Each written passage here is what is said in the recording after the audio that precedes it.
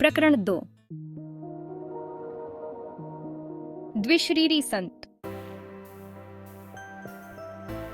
पिताजी, यदि मैं बिना किसी दबाव के घर लौटने का वचन दूं, तो क्या दर्शन यात्रा के लिए बनारस जा सकता हूं?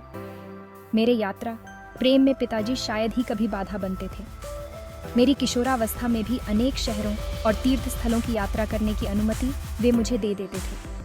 साधारणतया मेरे साथ मेरे एक या अधिक मित्र होते। पिताजी द्वारा प्रदत्त प्रथम श्रेणी के पासों पर हम लोग आराम पूर्वक यात्रा करते। हमारे परिवार के खानाबदोश लोगों के लिए पिताजी का रेलवे अधिकारी का पद पूर्णतः संतोषप्रद था। पिताजी ने मेरे अनुरोध पर यथोचित विचार करने का वचन दिया। दूसरे दिन मुझे अपने पास बुलाकर उन्होंने बरेली से बनारस जाने आने का एक पास, 1 रुपये के कुछ नोट और 2 पत्र देते हुए कहा, मुझे बनारस अपने मित्र केदारनाथ बाबू को एक कार्य के विषय में कुछ प्रस्ताव भेजना है। दुर्भाग्यवश उनके पते का कागज मैंने कहीं खो दिया है, परंतु मुझे विश्वास है कि हम दोनों के मित्र स्वामी प्रणवानंद की सहायता से तुम यह पत्र उन तक पहुंचा सकोगे। स्वामी जी मेरे गुरु भाई हैं। उन्होंने अति उन्नत आध्यात्मिक अवस्था प्राप्त कर ली है। उनके संग से तुम्हें भी लाभ होगा। यह दूसरा पत्र उन्हें तुम्हारा परिचय देगा। साथ में यह कहते हुए पिताजी की आंखें चमक उठीं। याद रखो, अब फिर कभी घर से नहीं भागना, समझे? अपनी 12 वर्ष की आयु के उत्साह के साथ निकल पड़ा। यद्यपि समय ने नवीन दृश्यों और अपरिचित व्यक्तियों से मुझे मिलने वाले आनंद में अभी भी कोई कमी नहीं आने दी है। बनारस पहुंचते ही मैं सीधे स्वामी जी के निवास स्थान की ओर चल पड़ा। सामने का द्वार खुला था। मैं दूसरी मंजिल पर स्थित एक लंबे हॉलनुमा कमरे में जा पहुंचा। फर्श से कुछ ऊंची उठी हुई एक चौकी पर स्थूलकाय एक व्यक्ति केवल एक अधोवस्त्र धारण किए हुए पद्मासन में बैठे थे। उनके होठों पर शांत सुंदर मुस्कान खेल रही थी। मेरे अवांछित प्रवेश के संकोच को करने के लिए किसी चिरपरिचित मित्र की भांति उन्होंने मेरा स्वागत किया। बाबा आनंद, बाल सुलभ आवाज में उन्होंने इन शब्दों के साथ मेरा हार्दिक स्वागत किया। मैंने घुटने टेक कर उनका चरण स्पर्श किया। क्या आप ही स्वामी प्रणवानंद जी हैं? उन्होंने स्वीकारार्थ सिर हिलाया। तुम भगवती के बेटे हो? इससे पहले कि मुझे अपनी जेब से पिताजी का पत्र निकालने का अवसर भी मिल पाता, उनके शब्द निकल चुके थे। आश्चर्यचकित होकर मैंने पिताजी का उनके लिए दिया हुआ अपना परिचय पत्र निकालकर उनके हाथ में दिया, जो अब निरर्थक जान पड़ता था। तुम्हारे लिए केदारनाथ बाबू को मैं अवश्य ढूंढ निकालूंगा। संत ने पुनः एक बार अपनी अतीन्द्रिय दृष्टि से मुझे विस्मित कर दिया। तत्पश्चात उन्होंने पत्र पर एक दृष्टि डाली और मेरे पिताजी के संबंध में कुछ स्नेह भरे उद्गार व्यक्त किए। देखो, मुझे 2 पेंशनें मिलती हैं। एक तुम्हारे पिताजी की सिफारिश से, जिनके अधीन मैं रेलवे कार्यालय में काम करता था। दूसरी परमपिता के अनुग्रह से, जिनके लिए मैंने अपने जीवन के सांसारिक कर्तव्यों को अंतःप्रेरणा के अनुसार अपना सर्वोत्तम प्रयास करके पूर्ण कर दिया है। मुझे यह कथन अत्यंत गूढ़ लगा। परमपिता से आपको कैसी पेंशन मिलती है स्वामी जी? वो क्या धन आपकी गोद में डाल देते हैं? स्वामी जी हंस पड़े। पेंशन से मेरा अभिप्राय शांति, अनेक बरसों के गहन ध्यान का पुरस्कार। मुझे अब धन की कोई इच्छा नहीं होती। मेरी अत्यल्प भौतिक आवश्यकताओं की पूर्ति हो जाती है। इस दूसरी पेंशन का तात्पर्य तुम बाद में समझ जाओगे। अचानक वार्तालाप बंद कर स्वामी जी गंभीर और निश्चल हो गए। किसी रहस्यमय भाव ने उन्हें आवृत कर लिया। प्रारंभ में तो उनकी आंखें चमक उठीं, जैसे किसी आकर्षक वस्तु को देख रही हों, बाद में निष्प्रभ हो गईं। मैं उनके इस अचानक मौन से उद्विग्न हो गया। उन्होंने अभी तक मुझे यह नहीं बताया था कि मैं अपने पिताजी के मित्र से कैसे मिल सकूंगा। तनिक बेचैन होकर मैंने उस खाली कमरे में दृष्टि दौड़ाई, जिसमें हम दोनों के अतिरिक्त और कुछ भी नहीं था। जिस चौकी पर वे बैठे थे, उसके नीचे रखी उनकी काठ की खड़ाओं पर मेरी दृष्टि पड़ी। छोटे महाशय, चिंता मत करो। जिनसे तुम मिलना चाहते हो, वे आधे घंटे में यहाँ पहुँच जाएंगे। योगीवर मेरे मन को पढ़ रहे थे। उस समय यह कोई बड़ी बात भी नहीं लग रही थी। उन्होंने पुनः गहन मौन धारण कर लिया। जब मेरी घड़ी से मुझे पता चला कि 30 मिनट बीत चुके हैं, तब स्वामी जी स्वयं ही उठ गए। लगता है केदारनाथ बाबू दरवाजे के निकट पहुँच गए हैं, उन्होंने कहा। मैंने सीढ़ियों से किसी के ऊपर आने की आहट सुनी। विस्मित अबोध्यता में मैं अचानक डूब गया। असमंजस में मेरे विचार दौड़ने लगे। बिना किसी संदेशवाहक का उपयोग किए पिताजी के मित्र को यहाँ बुलाना कैसे संभव हो सकता है? मेरे यहाँ आने के बाद स्वामी जी ने तो मेरे अतिरिक्त किसी से भी बात नहीं की है। मैं चुपचाप उठकर कमरे से बाहर आ गया और सीढ़ियाँ उतरने लगा। आधे रास्ते में ही मध्यम कद के एक दुबले पतले गौरवर्ण व्यक्ति से मेरी भेंट हुई। वे किसी जल्दी में लग रहे थे। क्या आप केदारनाथ बाबू हैं? मेरी आवाज में उत्तेजना स्पष्ट थी। हाँ, और तुम भगवती के बेटे हो ना, जो मुझसे मिलने यहाँ प्रतीक्षा कर रहे हो? वे मित्रतापूर्ण ढंग से मुस्कुराए। महाशय, पर आप यहाँ कैसे आए? उनकी अबोध्य उपस्थिति से मुझे विस्मयकारी रोष का अनुभव हुआ। आज सब कुछ रहस्यमय लग रहा है। 1 घंटे से भी कम समय पहले मैंने गंगा स्नान समाप्त किया ही था कि स्वामी प्रणवानंद जी मेरे पास पहुंच गए। मैं सोच भी नहीं सकता कि उन्हें कैसे पता चला कि मैं उस समय वहां था। भगवती का बेटा मेरे घर में तुम्हारी प्रतीक्षा कर रहा है, उन्होंने कहा। क्या तुम मेरे साथ चलोगे? मैं खुशी से तैयार हुआ। हम लोग हाथ में हाथ डालकर चलने लगे, किंतु खड़ाऊं पहनने के बावजूद भी स्वामी जी आश्चर्यजनक ढंग से मुझे पीछे छोड़कर आगे निकल गए। हालांकि मैं ये मजबूत जूते पहने हुए था। फिर प्रणवानंद जी ने अकस्मात रुककर मुझसे पूछा, मेरे घर पहुंचने में तुम्हें कितना समय लगेगा? लगभग आधा घंटा। मुझे अभी कुछ और काम है। उन्होंने एक रहस्यमय दृष्टि मुझ पर डाली। अब मुझे तुम्हें पीछे छोड़कर जाना होगा। तुम सीधे मेरे घर पहुंच जाओ, जहां मैं और भगवती का बेटा तुम्हारी प्रतीक्षा कर रहे होंगे। मैं उनसे कुछ कह सकूं इससे पहले ही वे तेजी से मेरे पास से निकल गए और भीड़ में अदृश्य हो गए। मैं जितना तेज चल सकता था उतना तेज चलकर यहां पहुंचा हूं। केदारनाथ बाबू के इस कथन से मैं और भी हतबुद्धि हो गया। मैंने उनसे पूछा कि वे स्वामी जी को कब से जानते थे। पिछले वर्ष तो हमारी कुछ मुलाकातें हुई थीं, पर हाल में कभी भेंट नहीं हुई। आज पुनः स्नान घाट पर उनसे मिलकर मुझे बहुत खुशी हुई। मुझे अपने कानों पर विश्वास नहीं हो रहा है। मेरा दिमाग तो नहीं फिर रहा है।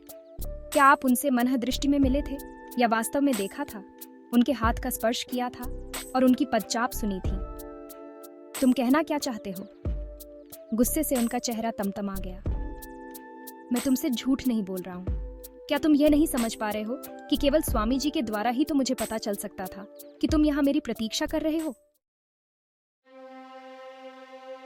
पर यह देखिए, मैं 1 घंटा पहले यहाँ आया और तब से अब तक स्वामी प्रणवानंद जी एक क्षण के लिए भी मेरी दृष्टि से ओझल नहीं हुए। मैंने सारी कहानी उन्हें सुना दी और स्वामी जी और मेरे बीच का वार्तालाप भी उनके सामने दोहरा दिया। उनकी आंखें फैल गईं। हम लोग इस भौतिक युग में जी रहे हैं या स्वप्न देख रहे हैं? मैंने अपने जीवन में कभी भी इस प्रकार का चमत्कार देख पाने की आशा नहीं की थी। मैं तो समझता था ये स्वामी जी केवल एक साधारण मनुष्य हैं, और अब देखता हूँ कि ये एक और शरीर भी धारण कर सकते हैं, उसके द्वारा काम भी कर सकते हैं। हम दोनों ने साथ साथ ही स्वामी जी के कमरे में प्रवेश किया। केदारनाथ बाबू ने चौकी के नीचे पड़ी खड़ाऊं की ओर इशारा किया। देखो, ये वही खड़ाऊं हैं जो स्वामी जी ने घाट पर पहनी हुई थी, उन्होंने फुसफुसाकर कहा। उन्होंने केवल एक अधोवस्त्र पहन रखा था, जैसा उन्होंने अभी पहन रखा है। केदारनाथ बाबू ने जब स्वामी जी के चरणों में प्रणाम किया तो स्वामी जी मेरी ओर देखते हुए विनोदपूर्ण ढंग से मुस्कुराए। तुम इस सब से इतने स्तंभित क्यों हो? दृश्य जगत की सूक्ष्म एकता सच्चे योगियों से छिपी नहीं रहती। मैं सुदूर कोलकाता में रहने वाले अपने शिष्यों के सामने क्षण भर में प्रकट होकर उनसे वार्तालाप कर सकता हूँ। वे भी इसी प्रकार स्थूल जगत की प्रत्येक बाधा को अपनी इच्छानुसार पार कर सकते हैं। शायद मेरे बाद हृदय में आध्यात्मिक उत्साह जगाने के उद्देश्य से ही स्वामी जी अपने दूर श्रवण और दूरदर्शन के योग बल के बारे में मुझे बताने के लिए राजी हुए। परंतु उत्साह के बदले मुझे विस्मय युक्त भय का अनुभव हुआ, क्योंकि मेरी ईश्वर खोज एक विशिष्ट गुरु श्री युक्तेश्वर जी के मार्गदर्शन में ही होनी तय थी, जिनसे मैं अभी मिला भी नहीं था। अतः प्रणवानंद जी को अपना गुरु मानने की कोई प्रवृत्ति मेरे मन में नहीं उठी। मैंने यह सोचते हुए उनकी ओर सशंकित मन से देखा कि मेरे सामने बैठे हुए वे स्वयं ही थे या उनका प्रतिरूप था। स्वामी जी ने मेरी ओर आत्मज्ञानोदय कराने वाली दृष्टि से देखते हुए तथा अपने गुरु महाराज के विषय में कुछ प्रेरणादायक बातें बताते हुए मेरी अशांति दूर करने की चेष्टा की।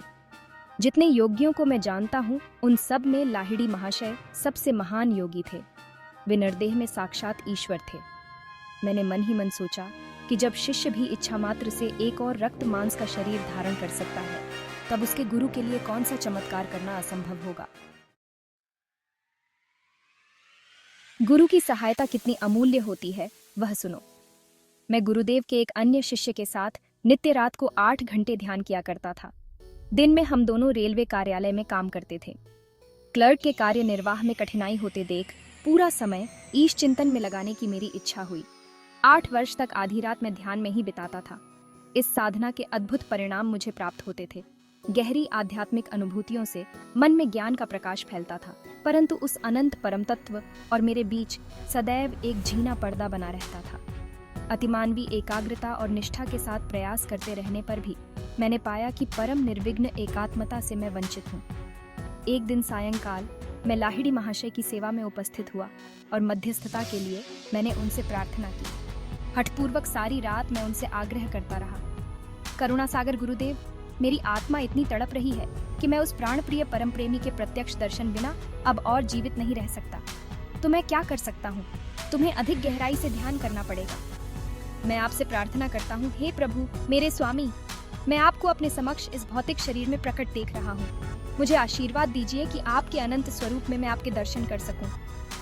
लाहिड़ी महाशय ने आशीर्वाद मुद्रा में हाथ उठाते हुए कहा, तुम अब जाकर ध्यान करो। मैंने तुम्हारे लिए ब्रह्मा से प्रार्थना कर दी है। अपरिमित आनंद से उल्लसित होकर मैं घर लौटा। उस रात ध्यान में मुझे अपने जीवन के ज्वलंत चरम लक्ष्य की प्राप्ति हो गई। अब मुझे निरंतर वह आध्यात्मिक पेंशन मिल रही है। उस दिन से फिर कभी वह आनंदपूर्ण सृष्टा माया के किसी पर्दे के पीछे छिपकर मेरी दृष्टि से ओझल नहीं हुआ। प्रणवानंद जी का मुखमंडल दिव्य तेज से दमक रहा था। एक अलौकिक शांति मेरे हृदय में प्रविष्ट हुई। सारा भय नष्ट हो गया। फिर स्वामी जी ने और एक गुप्त बात मुझे बताई। कुछ महीनों बाद मैं फिर लाहिड़ी महाशय के चरणों में उपस्थित हुआ और उनके असीम वरदान के लिए कृतज्ञता प्रकट करने का मैंने प्रयास किया। फिर मैंने दूसरी एक बात छेड़ी। दयानिधान गुरुदेव, मैं अब ऑफिस में काम नहीं कर सकता। कृपा करके मुझे मुक्त कर दीजिए। ब्रह्म मुझे निरंतर मदमस्त बनाए रखता है। अपनी कंपनी से पेंशन के लिए अर्जी करो। इतने अल्पकाल की नौकरी के बाद मैं पेंशन के लिए क्या कारण बता सकूंगा? जो मन में आए वही बता दो। अगले दिन मैंने पेंशन के लिए आवेदन दे दिया। डॉक्टर ने समय पूर्व पेंशन के लिए कारण पूछा। काम करते समय मेरी रीढ़ में मुझ पर काबू करने वाली कोई अत्यधिक तीव्र संवेदना उठती है। वह पूरे शरीर में फैल जाती है और फिर मैं अपने कर्तव्यों का निर्वाह करने में असमर्थ हो जाता हूँ। और कोई प्रश्न किए बिना डॉक्टर ने पेंशन के लिए मेरे पक्ष में बहुत अच्छी सिफारिश लिख दी और मुझे शीघ्र ही पेंशन मिल गई। मैं जानता हूँ कि डॉक्टर और तुम्हारे पिता सहित सब संबंधित रेलवे अधिकारियों के माध्यम से लाहिड़ी महाशय की दैवी इच्छा ही कार्य कर रही थी। उन लोगों ने लाहिड़ी महाशय के दैवी निर्देश का अपने आप ही पालन किया और मुझे अखंड ईश चिंतन के लिए मुक्त कर दिया। इस असाधारण रहस्योद्घाटन के उपरांत स्वामी प्रणवानंद जी दीर्घकाल तक मौन रहे। जब मैं भक्तिभाव से उनका चरण स्पर्श कर उनसे जाने के लिए अनुमति मांग रहा था, तब उन्होंने आशीर्वाद दिया, तुम्हारा जीवन संन्यास और योग मार्ग के लिए है। तुम्हारे पिताजी और तुम्हारे साथ मेरी फिर एक बार भेंट होगी। अनेक वर्षों के उपरांत ये दोनों ही भविष्यवाणियां सत्य सिद्ध हुईं। छाते जा रहे अंधकार में केदारनाथ बाबू मेरे साथ साथ चल रहे थे। मैंने उन्हें पिताजी का पत्र दिया, जो उन्होंने सड़क पर लगी रोशनी के प्रकाश में पढ़ा। तुम्हारे पिताजी ने इसमें अपनी रेलवे कंपनी के कोलकाता कार्यालय में मुझे एक पद ग्रहण करने का प्रस्ताव दिया है। स्वामी प्रणवानंद जी को मिलने वाली पेंशनों में से कम एक पेंशन का अधिकारी हो पाना कितना सुखद होता, परंतु यह असंभव है। मैं बनारस छोड़कर नहीं जा सकता। खेद है कि एक साथ 2 शरीर धारण करने का मेरा समय अभी नहीं आया है।